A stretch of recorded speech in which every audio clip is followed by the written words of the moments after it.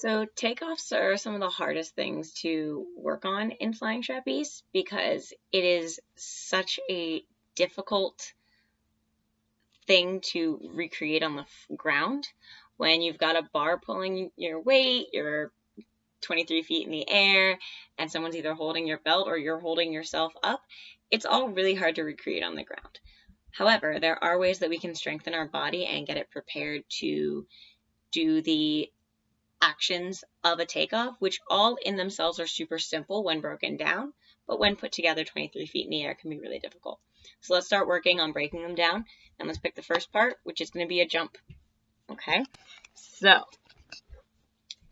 what you're going to do is you're going to find a spot that doesn't have a cat so that you don't land on a cat. And you're going to find your nice takeoff position.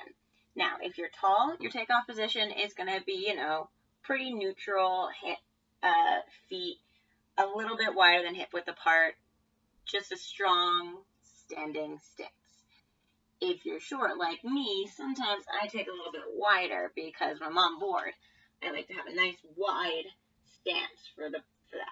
It's all preferential. I would say start at a little bit wider than hip width so you're nice and comfortable. Now, you're going to be in this position, and we're just going to start with some jumps. So you're going to put your arms out in front of you like you're taking off, okay? And you're just going to bend your knees and jump. Bend, jump, bend, jump. Now, the important part is when you're doing these bends and jumps, when we're doing a flying trapeze, a lot of times we expect you to just bend your knees and then shoot right from there.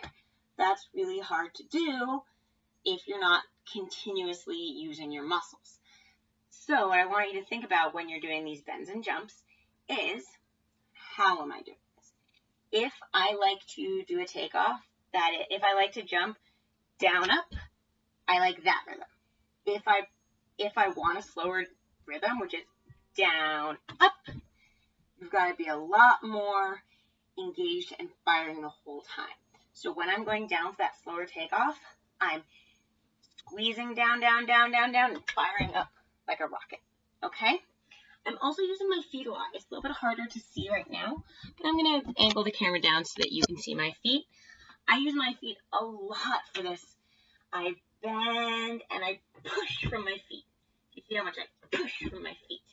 It's not just using my body.